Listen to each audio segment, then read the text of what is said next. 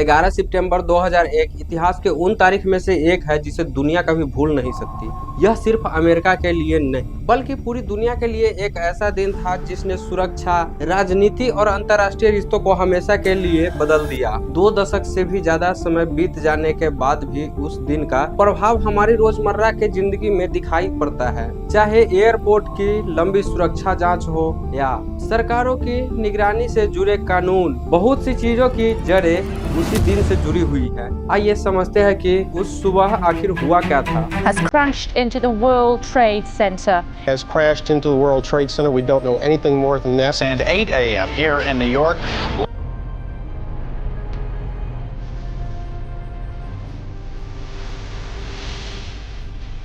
11 सितंबर 2001 की सुबह अमेरिकी समय के अनुसार करीब 8 बजे अमेरिकी एयरलाइंस की फ्लाइट 11 बोस्टन से उड़ान भरती है। इस विमान का गंतव्य लॉस एंजलिस था। विमान में कुल 92 लोग मौजूद थे, जिसमें क्रू मेंबर्स और यात्री दोनों शामिल थे।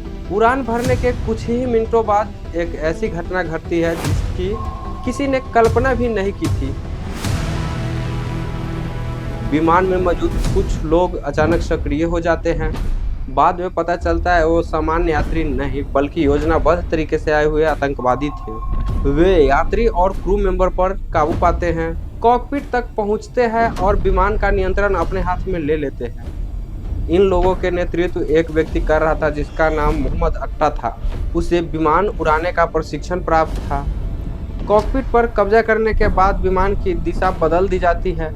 अब यह अपने निर्धारित रास्तों पर नहीं बल्कि न्यूयॉर्क शहर की ओर बढ़ रहा था। उस समय न्यूयॉर्क के दिल में स्थित वर्ल्ड ट्रेड सेंटर अमेरिका की सबसे प्रसिद्ध इमारतों में गिना जाता था। इसके 2 विशाल टावर न केवल आर्थिक शक्ति का प्रतीक थे बल्कि दुनिया भर में पहचाने जाते थे। लोगों को इन्हें अमेरिका की पहचान के रूप में देखते थे।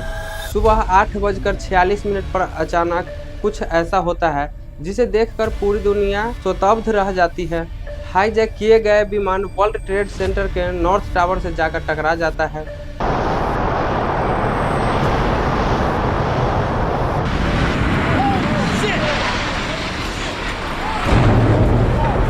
शुरुआत में बहुत से लोगों को लगता है कि शायद यह कोई भयानक दुर्घटना है।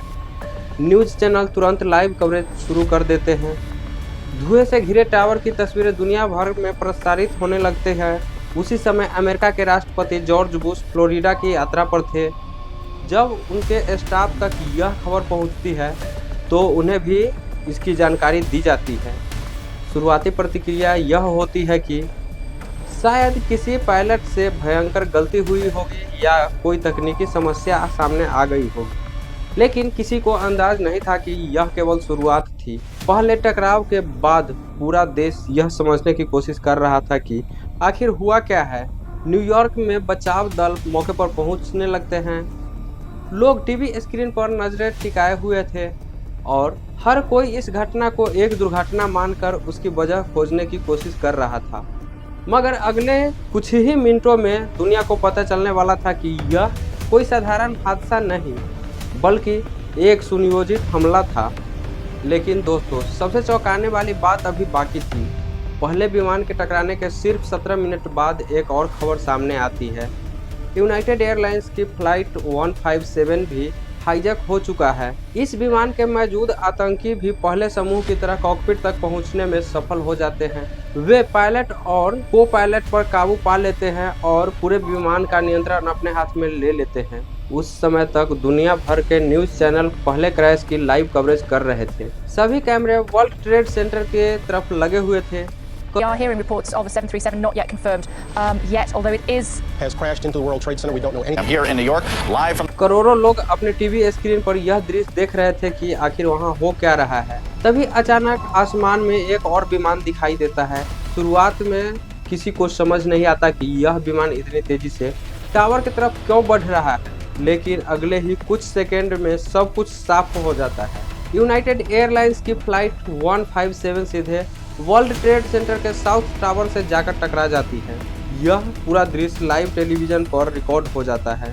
जैसे ही दूसरा विमान टावर से टकराता है, पूरी दुनिया को एहसास हो जाता है कि यह कोई हादसा नहीं है अमेरिका पर हमला हो चुका है। अब किसी तकनीकी खराबी या पायलट की गलती वाली बात पर विश्वास करना मुश्किल था। दो अलग अलग यात्री विमानों का कुछ ही मिनटों के अंतर में एक ही परिसर के दोनों टावरों से टकराना साफ दिख रहा था कि यह एक सुनियोजित हमला था। न्यूयॉर्क शहर में अफरा तफरी मच जाती है। हजारों लोग इमारत से बाहर निकलने की कोशिश कर रहे थे। फायर फाइटर और रेस्क्यू टीम अपनी जान जोखिम में डालकर टावरों के अंदर प्रवेश कर रही थी। हर तरफ धुआं, सायरन और चीख पुकार का माहौल था। इसी दौरान अमेरिका के राष्ट्रपति जॉर्ज बुश फ्लोरिडा के एक स्कूल पहुंच चुके थे। वहां वो बच्चों के साथ एक रीडिंग सेशन में शामिल थे। तभी उनके chief of staff Andrew card तेजी से उसके पास आते हैं।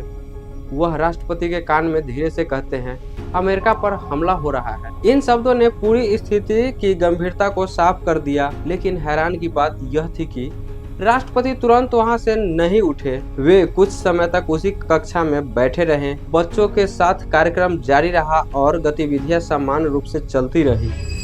करीब 7 मिनट तक दुनिया के सबसे शक्तिशाली देश का राष्ट्रपति उसी कमरे में मौजूद रहा। बाद में इसी बात को लेकर काफी बहस हुई। कई लोगों ने सवाल उठाया कि जब यह साफ हो चुका था कि अमेरिका एक बड़े हमले का सामना कर रहा है, तब तत्काल कार्रवाई क्यों नहीं की गई। हालांकि उस समय हालात इतने उलझे हुए थे कि किसी के पास पूरी जानकारी नहीं थी। लेकिन हालात और गंभीर होने वाले थे। कुछ ही देर बाद अधिकारियों को पता चलता है कि सिर्फ 2 नहीं बल्कि 2 और यात्री विमान हाईजैक हो चुके हैं। अब यह स्पष्ट हो चुका था कि यह कोई एक घटना नहीं थी। यह एक बड़े संगठित और पहले से तैयार किया गया एक हमले का हिस्सा था। अब तक अमेरिका को यह समझ आ चुका था कि वह एक बड़े आतंकी हमले का सामना कर रहा है। लेकिन खतरा अभी खत्म नहीं हुआ था। दूसरे विमान के टकराने के कुछ ही मिनट बाद जानकारी मिलती है कि 2 और यात्री विमान हाईजैक कर लिए गए हैं। इनमें पहला था अमेरिका एयरलाइंस फ्लाइट 77 जो वाशिंगटन क्षेत्र से उड़ान भरकर लॉस एंजलिस जा रही थी। इस विमान में भी आतंकियों का एक समूह मौजूद था जिसने बाकी विमानों की तरह कॉकपिट पर कब्जा कर लिया। दूसरा विमान था यूनाइटेड एयरलाइंस 93 जो न्यू जर्सी से कैलिफोर्निया की ओर जा रही थी। इसे भी हाईजैक कर लिया गया था। जब एयर ट्रैफिक कंट्रोल और सुरक्षा एजेंसियों ने इस दोनों विमानों की गतिविधियां पर नजर डाली तो उन्हें पता चला कि दोनों अपनी निर्धारित दिशा छोड़कर वाशिंगटन डीसी की ओर बढ़ रहे हैं। वाशिंगटन डीसी अमेरिका की राजधानी है। यही देश की सबसे महत्वपूर्ण सरकारी संस्थाएं मौजूद है। इसलिए अधिकारियों की चिंता अचानक कई गुना बढ़ जाती है। राजधानी के बाहर स्थित एक बेहद महत्वपूर्ण इमारत है पेंटागन। पेंटागन केवल एक सरकारी कार्यालय नहीं बल्कि अमेरिका के रक्षा विभाग का मुख्यालय है। दुनिया की सबसे प्रसिद्ध और सुरक्षित मानी जाने वाली इमारतों में इसकी गिनती होती है। लेकिन उस सुबह सुरक्षा की सारी धारणाएं टूटने वाली थी। सुबह लगभग 9:37 पर हाईजैक की गई फ्लाइट 77 सीधे पेंटागन की इमारत से टकरा जाती है।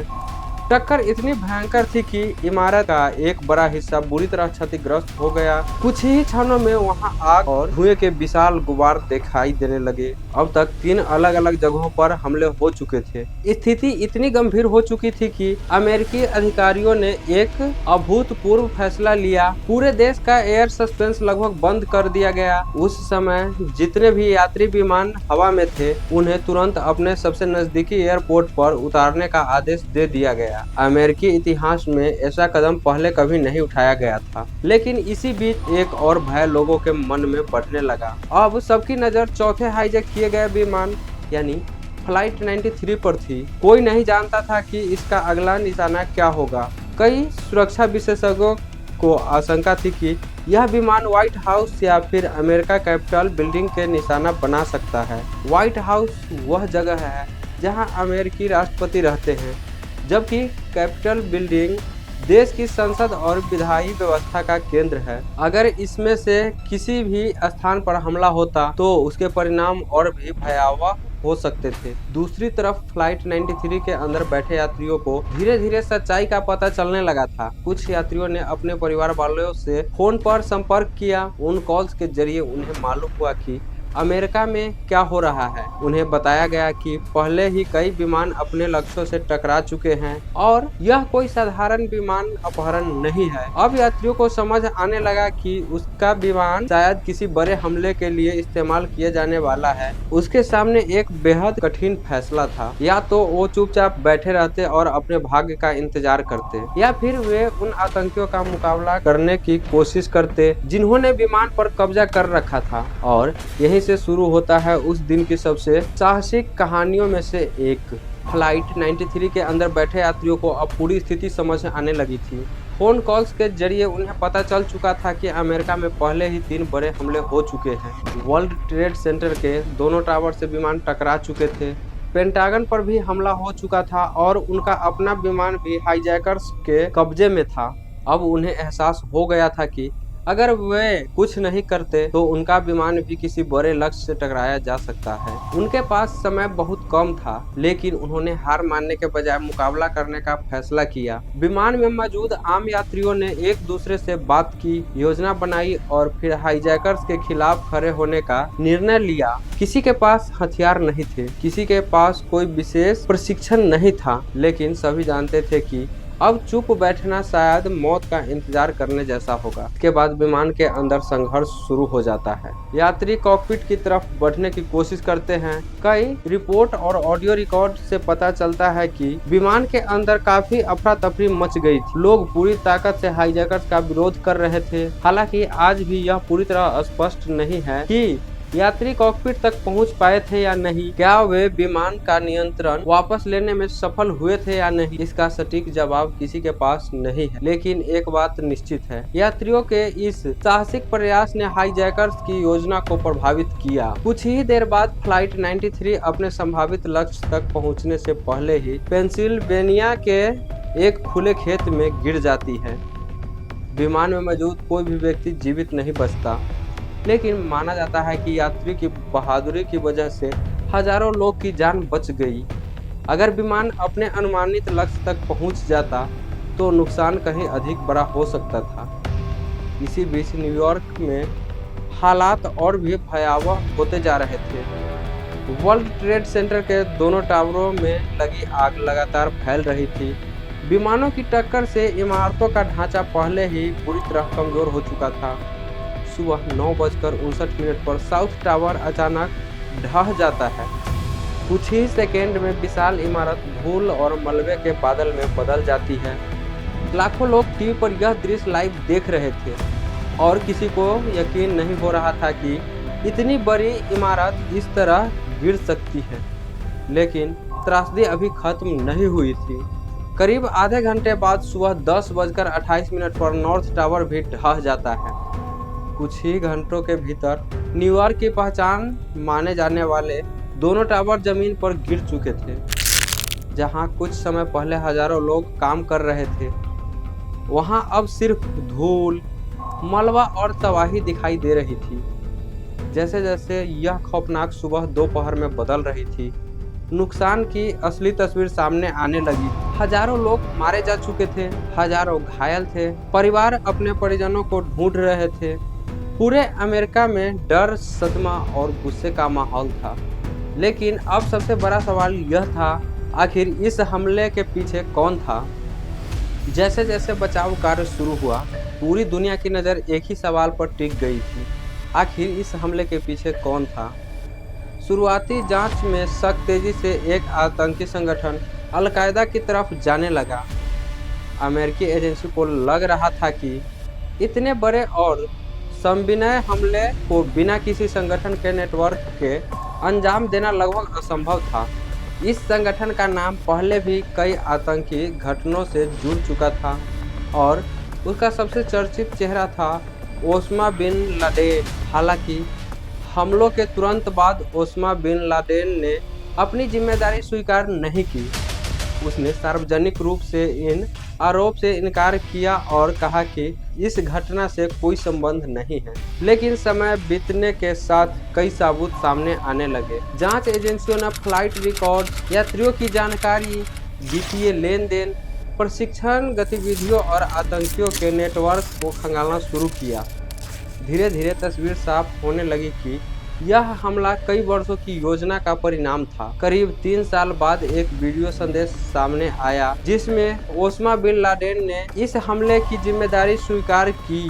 उसने दावा किया कि अमेरिका की विदेश नीतियों और मध्य पूर्व में उसके हस्तक्षेप के कारण यह हमला किया गया। उसके अनुसार अमेरिका कई मुस्लिम देशों के मामलों में दखल दे रहा था, कुछ सरकारों को समर्थन दे रहा था और ऐसे फैसले ले रहा था जिससे मुस्लिम आबादी प्रभावित हो रही। यही तर्क देकर उसने इस हमले को सही ठहराने की कोशिश की। लेकिन चाहे कोई भी तर्क दिया जाए, वास्तविकता यही थी कि इस हमले में हजारों निर्दोष लोगों की जान गई, जिनका उन राजनीतिक विवादों से कोई सीधा संबंध नहीं था। बाद की जांचों में एक और नाम बार बार सामने आया, खलीद शेख मोहम्मद। अमेरिकी जांच रिपोर्ट के अनुसार उसे इस पूरे ऑपरेशन का मुख्य योजनाकार माना गया। कहा जाता है कि उसने हमले की राजनीति तैयार करने और आतंकियों को संविनय करने में महत्वपूर्ण भूमिका निभाई। आगे चलकर उसे गिरफ्तार किया गया और अन्य आरोपी के साथ हिरासत में रखा गया, जहां उसके खिलाफ कानूनी प्रक्रिया शुरू हुई। दूसरी तरफ अमेरिका ने दुनिया के सबसे वांछित व्यक्ति की तलाश शुरू कर दी थी। लगभग एक दशक तक चली खोजबीन के बाद वर्ष 2011 में अमेरिकी विशेष बलों ने पाकिस्तान में एक गुप्त अभियान चलाया। इसी अभियान में ओसामा बिन लादेन को मार दिया गया, लेकिन उसकी मौत के बावजूद एक बड़ा सवाल बाकी था। क्या 11 सितंबर के हमले की कहानी वहीं खत्म हो गई? क्योंकि इस हमले का असर केवल उन इमारतों या उस दिन मौजूद लोगों तक सीमित नहीं था। इस घटना के बाद पूरी दुनिया बदलने लगी। सरकारों की नीतियां बदल गई, सुरक्षा व्यवस्था बदल गई, लोगों की सोच बदल गई और आने वाले वर्षों में ऐसे फैसले लिए गए जिसका असर करोड़ों आम लोग की जिंदगी पर पड़ने वाला था। यहीं से शुरू होता है कहानी 9/11 के बाद की दुनिया की। लेकिन दोस्तों, 9/11 की कहानी सिर्फ उन 4 विमानों और हजारों मौत तक सीमित नहीं थी। असल बदलाव तो इसके बाद शुरू हुआ, जिसकी बात मैंने वीडियो की शुरुआत में की थी। हमले के केवल कुछ ही हफ्तों बाद अमेरिका में एक नया कानून लाया गया, जिसे पोर्ट्रेट एक्ट कहा गया। उस समय पूरा देश डर और गुस्से के माहौल से गुजर रहा था। सरकार का कहना था कि भविष्य में ऐसे हमले को रोकने के लिए सुरक्षा एजेंसियों को ज्यादा शक्तियां देना जरूरी है। कानून तेजी से पास कर दिया गया, लेकिन बाद में कई लोगों ने सवाल उठाया कि क्या सरकार को जरूरत से ज्यादा अधिकार दे दिए गए थे। इस कानून के तहत अमेरिकी एजेंसियों को नागरिक की गतिविधियों पर पहले से कहीं ज्यादा नजर रखने की अनुमति मिल गई। फोन रिकॉर्ड्स, इंटरनेट गतिविधियां, व्यक्तिगत डेटा और कई तरह की जानकारी तक पहुंचना आसान हो गई। सरकार का तर्क था कि यह सब आतंकवाद से लड़ने के लिए जरूरी है, लेकिन आलोचकों का कहना था कि सुरक्षा के नाम पर नागरिकों की प्राइवेसी कमजोर की जा रही। फिर कई साल बाद एक बड़ा खुलासा सामने आता है। हमले के करीब 12 साल बाद 2013 में ब्लोअर एडवर्ड स्नोडेन एक भयंकर एक्सपोज करते हैं, जिन्होंने दुनिया भर में बहस छेड़ दी। इन दस्तावेजों से पता चला कि निगरानी कार्यक्रम पहले लोगों की सोच से कहीं ज्यादा बड़े स्तर पर चल रहे थे। लाखों लोगों का डेटा इकट्ठा किया जा रहा था और आम नागरिकों की डिजिटल गतिविधियों पर भी नजर रखी जा रही। 9/11 के बाद एक और बड़ा बदलाव आया एयरपोर्ट सुरक्षा में। अगर आप आज किसी अंतर्राष्ट्रीय एयरपोर्ट पे जाते हैं तो लंबे सुरक्षा जांच, आधार कार्ड, पासपोर्ट वेरिफिकेशन, स्कैनिंग मशीनों और कई नियम सामान्य बात लगते हैं, लेकिन 2001 से पहले स्थिति काफी अलग थी। तब एयरपोर्ट सुरक्षा आज जितनी सख्त नहीं थी। कई जगहों पर यात्री अपेक्षाकृत कम समय में बोर्डिंग कर लेते थे। सुरक्षा जांच भी सीमित हुआ करती थी, लेकिन 9/11 के बाद लगभग पूरी दुनिया में अपने नियम बदल दिए गए। अब यात्रियों की विस्तृत जांच होने लगी, फुल बॉडी स्कैन लगाए गए, सामान की जांच और सख्त हो गई, तरल पदार्थ ले जाने पर सीमाएं तय की गई, कॉकपिट के दरवाजों को पहले से ज्यादा मजबूत बनाया गया ताकि कोई आसानी से अंदर प्रवेश न कर सके। नए सुरक्षा उपकरण लगाए गए। एयरलाइंस ने भी अपनी प्रतिक्रियाओं में बड़े बदलाव। आज जब आप एयरपोर्ट पर अतिरिक्त समय लेकर पहुंचते हैं, कई बार लंबी लाइन में खड़े रहते हैं या सुरक्षा जांच के लिए अलग अलग चरणों से गुजरते हैं, तो उसकी एक बड़ी वजह 9/11 के बाद लागू किए गए बदलाव है। लेकिन कहानी यही खत्म नहीं होती। ओसामा बिन लादेन और अल कायदा ने दावा किया कि वे अमेरिका की मध्य पूर्व में बढ़ती भूमिका का जवाब दे रहे हैं। विडंबना यह रही कि 9/11 के बाद अमेरिका की सैन्य मौजूदगी और भी बढ़ गई। हमले के कुछ ही समय बाद अमेरिका अफगानिस्तान में सैन्य अभियान शुरू किया। लक्ष्य था अल कायदा के नेटवर्क को खत्म करना और उन लोगों को पकड़ना जो हमले के लिए जिम्मेदार थे।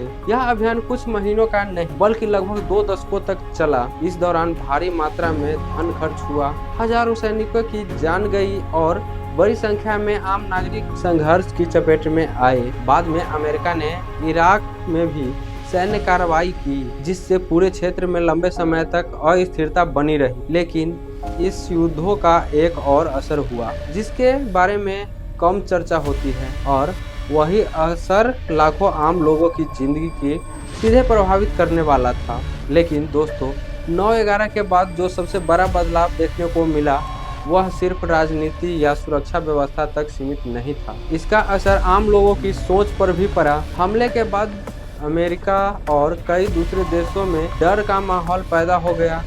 बहुत से लोग हर दाढ़ी, हर पगड़ी और हर मुस्लिम नाम को शक की नज़र से देखने लगे। यहीं से एक नई समस्या पैदा हुई, घृणा और भेदभाव। हमले के बाद मुस्लिम समुदाय के खिलाफ हेड क्राइम्स में अचानक बढ़ोतरी देखने को मिली। कई निर्दोष लोगों को केवल उनकी पहचान, कपड़ों या नाम की वजह से निशाना बनाया गया। दुर्भाग्य से इसका असर सिर्फ मुसलमानों तक सीमित नहीं रहा। कई सिख समुदाय के लोगों को भी हिंसा और भेदभाव का सामना करना पड़ा, क्योंकि कुछ लोग सिखों और आतंकियों के बीच अंतर नहीं समझ पाए। हमले के कुछ ही दिनों बाद ऐसे कई मामले सामने आए जहां निर्दोष लोगों पर केवल उनकी शक्ल सूरत की वजह से हमला किया गया। दूसरी तरफ सरकारों द्वारा सुरक्षा के नाम पर उठाए गए कुछ कदमों की भी आलोचना होने लगी। कई लोगों को बिना पर्याप्त सबूत के हिरासत में ले लिया गया। कुछ मामलों में मानवीय अधिकारों को लेकर गंभीर सवाल उठे।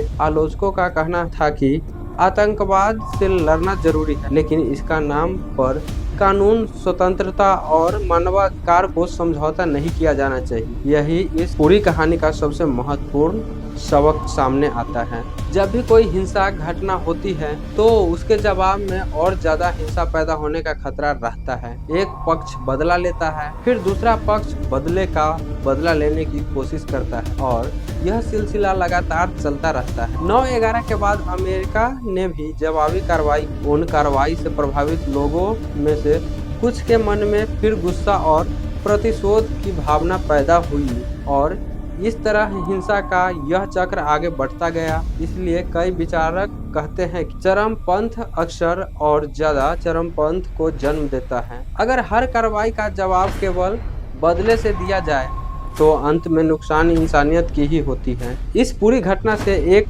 दूसरा महत्वपूर्ण सबक भी मिलता है। डर के माहौल में लोग अक्सर अपनी स्वतंत्रता और अपनी अधिकारों को आसानी से छोड़ देते हैं, लेकिन इतिहास हमें बार बार याद दिलाता है कि सुरक्षा और स्वतंत्रता दोनों के बीच संतुलन बनाए रखना जरूरी है। किसी भी सरकार को सुरक्षा के नाम पर असीमित शक्तियाँ देना हमेशा सही नहीं होता, क्योंकि जब समाज डर में फैसला लेने लगता है तब कई बार ऐसे कदम उठ जाते हैं जिससे प्रभाव वर्षों तक महसूस किए जा सकते हैं। 11 सितंबर 2001 का दिन सिर्फ एक आतंकी हमला नहीं था, यह एक ऐसी घटना थी जिसने दुनिया की राजनीति, सुरक्षा व्यवस्था, अंतर्राष्ट्रीय संबंधों और करोड़ों लोगों की जिंदगी को हमेशा के लिए बदल दिया। आज भी जब हम एयरपोर्ट पर सख्त सुरक्षा जांच से गुजरते हैं, जब निगरानी और प्राइवेसी पर बहस होती है या जब आतंकवाद और उसके प्रभाव पर चर्चा होती है, तब कहीं न कहीं उस दिन का गूंज सुनाई देती है। और शायद यही वजह है कि